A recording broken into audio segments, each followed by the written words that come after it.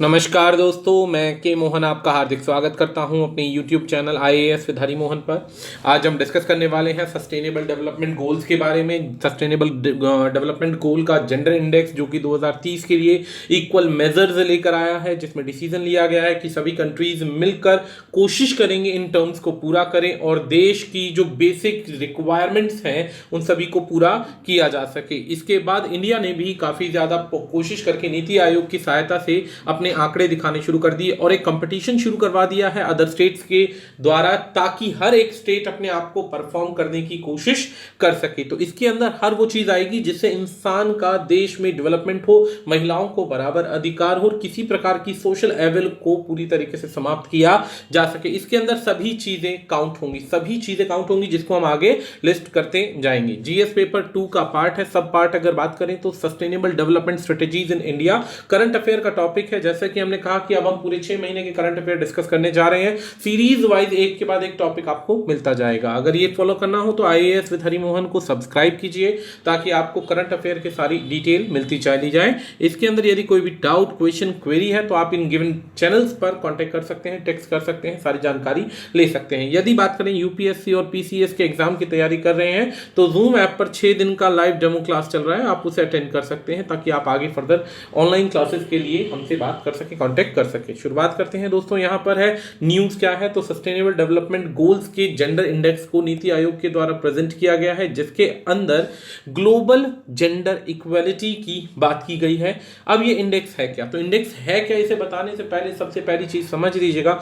United nation के countries ने मिलकर एक मुहिम चलाई जिसके अंदर ये डिसाइड किया गया कि सभी देशों की इक्वल डेवलपमेंट को फोकस किया जाए, जिसके अंदर कुछ कंडीशंस रखी गई। 17 कंडीशंस आई, जिसमें अगर हर देश उन कंडीशंस को पूरा कर लेता है इसका मतलब उसका प्रोग्रेस चार्ट बहुत अच्छा है। हालांकि अगर कोई देश इसे फॉलो नहीं करता है तो ज्यादा फर्क नहीं पड़ेगा, लेकिन बड़े कंट्रीज हो गए जैसे इंडिया हो गया, चाइना हो गया या बाकी डेवलप्ड कंट्रीज हो गए, उनको एक बहुत एम्बैरेसमेंट का पार्ट बन जाएगा अगर वो इन पॉइंट्स को पूरा नहीं करता है। तो इस स्पेशल जो आपके जो सस्टेनेबल डेवलपमेंट जेंडर इंडेक्स है, इसके इक्वल मेजर्स 2030 तक के लिए डिसाइड किए गए कि 2030 तक में ये कोशिश करके सारी कमियों को दूर किया जा सके और कोई प्रॉब्लम फर्दर ना रहे। इसके अंदर जॉइंट एफर्ट्स किए गए रीजनल के द्वारा और रीजनल ऑर्गेनाइजेशंस के द्वारा, जिसमें ये 4 पॉइंट्स हैं।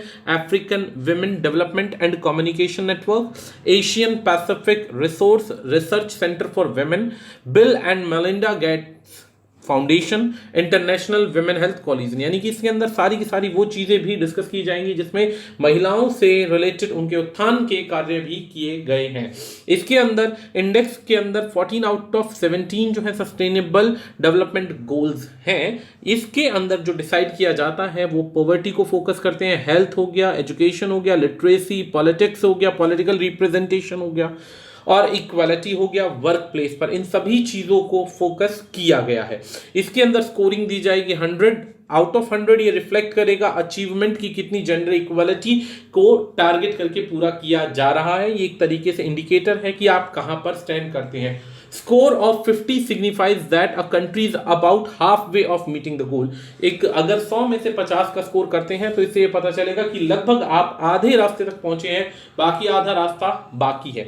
अब इसके अंदर क्वालिटी ऑफ लाइफ के अंदर नीति आयोग ने भी अपना जो एक इंडेक्स है वो जारी किया है। इसके अंदर स्टेट्स और यूनियन टेरिटरीज के 62 पैरामीटर्स को ध्यान में रखते हुए परफॉर्मेंस को ध्यान दिया गया है। आउट ऑफ 100 स्कोरिंग की जाएगी, जिसमें अभी तक आपके अचीवर्स के अंदर हिमाचल प्रदेश, केरला और तमिलनाडु को नंबर दिया गया। Gujarat, Goa and Karnataka top performer है। आसम, बिहार और यूपी एस्पिरेंट जो है ये 49 से भी कम स्कोर करते हैं। इसकी आवश्यकता क्या है? आवश्यकता क्या है तो सबसे पहली आवश्यकता यह है कि एक तरीके से सपोर्ट करना है स्टेट्स को, यूनियन टेरिटरीज को, ताकि वो अपने आप को उठा सके, इंप्रूव कर सके और अपनी आइडेंटिटी को स्ट्रॉन्ग कर सके। देखिए इसका एक सिंपल सा रिलेशन ये भी बनता है कि कल को 1% अदर साइड से हमारे देश में कोई व्यापार करने आता है, लेकिन हमारे देश के बहुत सारे जो बेसिक स्टैंडर्ड्स है वो भी कमजोर है, तो उस परिस्थिति के अंदर वो आकर यहां पर निराशा के अलावा कुछ प्राप्त नहीं करेंगे। और ऑब्वियसली बात है, देश का उत्थान करना, डेवलपमेंट करना, ये सबसे बड़ा प्राइमरी गोल है। चलिए अब आगे बढ़ते हैं। तो अब हमारे पास आता है क्या सेक्शन है, ध्यान दीजिएगा। अगला सेक्शन आता है इस रिपोर्ट कार्ड के अंदर क्या क्या कंडीशंस है, वो कौन कौन से 17 पॉइंट्स हैं जो कि डिसाइड किए गए हैं। यहां पर ये 16 पॉइंट्स हैं, ये नीति आयोग के द्वारा है, इंटरनेशनल लेवल पर 17 पॉइंट्स है। इन सभी पॉइंट्स को डिस्कस करता हूं, ध्यान दीजिएगा। मैं थोड़ा जूम कर देता हूं ताकि आपको आसानी रहे देखने में। सबसे पहला गोल का मतलब है पॉवर्टी को समाप्त करना है, हंगर खत्म करना है, देश में कोई भी व्यक्ति भूख से ना मरे, इंश्योर करना है कि हेल्थ और लाइफ अच्छी चल रही है, इंश्योर करना है क्वालिटी एजुकेशन को, जेंडर इक्वालिटी को अचीव करना है, इंश्योर करना है मैनेजमेंट और वाटर सैनिटेशन को, इसके अलावा रिलायबल सस्टेनेबल मॉडर्न एनर्जी को प्रमोट करना है, sustain inclusive and sustainable economic growth, यानी कि एक अच्छी इकोनॉमिक ग्रोथ मिलती रहे, इंफ्रास्ट्रक्चर स्ट्रांग होना चाहिए, रिड्यूस करना है इनइक्वालिटी को, जितनी भी सिटीज के अंदर सेटलमेंट इंक्लूसिव सेफ रेसेलमेंट और सस्टेनेबल करना है, सभी सिटीज का उत्थान करना है, कंजम्पशन और प्रोडक्शन दोनों को मेंटेन करना है, कॉम्बेट करने हैं क्लाइमेट के चेंजेस को, अकाल सूखा पीड़ित इन सबसे बचाना है, और पानी के अंदर रहने वाली जो मरीन रिसोर्सेज है उनको प्रोटेक्ट करना है, जितनी भी इकोसिस्टम है टेरेस्ट्रियल के उनको प्रोटेक्ट करना है, पीसफुल और इंक्लूसिव सोसाइटी को प्रमोट करना है। इसके बाद में लास्ट एक पॉइंट और होता है पार्टनरशिप का, लेकिन पार्टनरशिप के अंदर स्टेट्स का कोई रोल नहीं होता है। पार्टनरशिप जो बेसिकली 17th नंबर की डील थी उसके अंदर सिर्फ और सिर्फ सेंटर लेवल का काम होता है, इसीलिए ये नीति आयोग की इस लिस्ट में इसको नहीं जोड़ा गया है। इस परिस्थिति के आधार पर जब आप देखेंगे तो यहां पर ये स्कोरिंग की गई है। ये स्कोर के अनुसार ये रेड वाला जोन है जो 50 से कम का स्कोर कर रहा है, 50 से 60 के बीच का ये स्कोर है 63 का, और ग्रीन सेक्शन वो है जहां पर अच्छा प्रोग्रेस देखने को मिल सकता है। तो ये वो परिस्थितियां हैं जहां पर अंदाजा लगाया जा सकता है स्टेट्स के बीच में कि कौन सा स्टेट सबसे अच्छा परफॉर्म कर रहा है और कौन सा स्टेट किन परिस्थितियों में कम परफॉर्म कर रहा है। इसके रेशोज यहां पर दिए गए हैं कि 1 से 17 तक की एसडीजी सस्टेनेबल डेवलपमेंट 5 नंबर का मतलब यहां पर आ गया जेंडर इक्वालिटी, इसमें 36 है, तो 36 यानी कि ये सेक्शंस अपने आप डिसाइड कर रहे हैं कि कहां पर कौन सा जोन है कौन सा नहीं है। तो ऐसी परिस्थिति को ध्यान में रखते हुए अब रैंकिंग दी गई, इस रैंकिंग के आधार पर अलग अलग स्टेट्स को अलग अलग स्कोरिंग दी गई। इसमें वैसे नेशनल लेवल पर भी स्कोरिंग होती है और अपने देश में सिटीज को उठाने के लिए भी स्कोरिंग की गई है। तो सबसे पहली चीज यहां पर मेजर्स हैं, ये वो मेजर्स हैं जिसके अंदर ये वाली साइड में वो कंट्रीज हैं जिनका 80+ का स्कोर है, और ये वो कंट्रीज हैं जिनका जो सस्टेनेबल डेवलपमेंट गोल्स हैं उनको पूरा करने में 50 तक का स्कोर भी नहीं बन रहा है। जब 50 तक का स्कोर नहीं बन रहा है, जिसमें नाइजीरिया, माली हो गया, नाइगर हो गया, यमन, कोंगो, चैड, ये वो कंट्रीज हैं जिसके अंदर हालात बहुत खराब है। अच्छे कंट्रीज के अंदर Denmark, Finland, Sweden, Norway, Netherland, ये सारे के सारे वो कंट्रीज हैं जिनका काफी अच्छा स्कोर है और अपने इन 17 पॉइंट्स को काफी अच्छे से बनाए हुए हैं। अब आ जाता है पॉइंट की फाइंडिंग्स क्या है। तो global average score of the 129 countries with 90% of women girl worlds girl and women, इसमें पूरी कोशिश की गई कि 95% संसार की महिलाएं हों, औरतें हों, लड़कियां हों, 65.7% आउट ऑफ 100 पुअर, यानी कि यहां पे रेशियोज बताए गए हैं कि अगर 100 में से 65 से कम है तो वो पुअर कंडीशन के अंदर है। 1.4 million girls and women are living in a country that get a very poor grade, यानी कि 1.4 बिलियन महिलाएं बहुत बुरे हालात में जी रही हैं। 2.8 बिलियन महिलाएं ऐसे कंट्री में जी रही हैं जो या तो पुअर की परिस्थिति में है या जो बहुत बुरे हालात के अंदर है, जिनका स्कोर धीरे धीरे कम होता जा रहा है। पूरे संसार की सिर्फ 8% महिलाएं ही ऐसे कंट्री में रह रही हैं जिनको अच्छा स्कोर मिलता है, 8% ही महिलाएं ऐसी हैं। इसके अंदर कोई कंट्री ऐसा नहीं है जो महिलाओं को एक्सीलेंट कंडीशन दे, यानी कि अबव 90% की जेंडर इक्वालिटी दे, पॉलिटिक्स के अंदर वैल्यू दे, एजुकेशन अच्छा मिले, सेफ लाइफ मिले, वाटर सैनिटेशन की प्रॉब्लम्स ना हो, तो वहां पर सिर्फ 8% महिलाएं ही ऐसी हैं। Not all countries score on the index को relate with national income. Some countries perform better than what would be expected based. अब यहां पर अगर बात करें तो कुछ कंट्रीज ऐसे हैं जो जीडीपी के मामले के अंदर अच्छा परफॉर्म कर रहे हैं, कुछ ऐसे हैं जो अंडर परफॉर्म कर रहे हैं। With these it was highlighted that the world was far from achieving gender equality. इससे यह भी पता चलता है कि अभी संसार बहुत दूर है जेंडर इक्वालिटी को अचीव करने में, अभी बहुत दूर है, टाइम लगेगा दोस्तों। अब इस परिस्थिति के अंदर अगर आप देखते हैं तो हमारे पास अगर बात करें, हर कंट्री जब भी बात आती है सारे के सारे कंट्रीज सबसे पहले इंडिया और चाइना की तरफ नजर क्यों गड़ाए रखते हैं?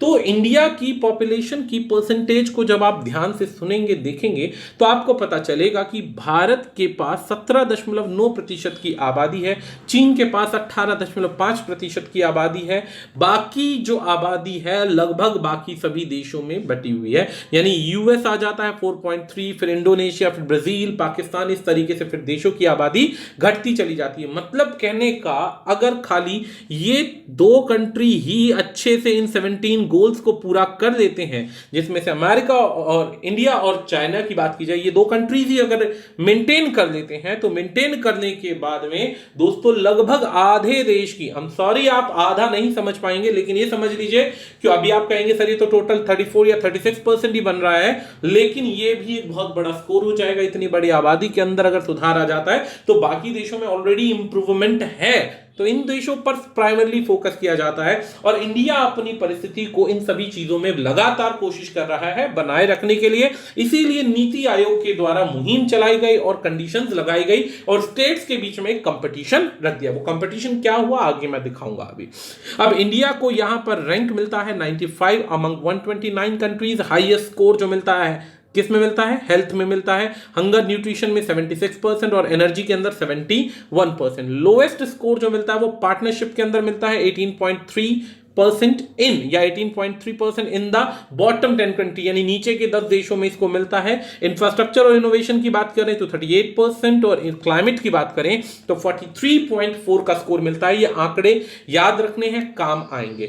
ऑन इंडिकेटर बात की जाए तो on indicator that defines goal, India score 95.3% on percentage of female student enrolled in primary education who are over age, यानी कि बात की जाए तो महिलाओं की शिक्षा का बहुत कम ख्याल रखा जाता है इंडिया के अंदर। सबसे पहली एक चीज जान लीजिए कि इंडिया की पॉपुलेशन बहुत ज्यादा बड़ी है, बहुत बड़ी होने के बाद में पॉवर्टी की हालात बहुत ज्यादा हैं।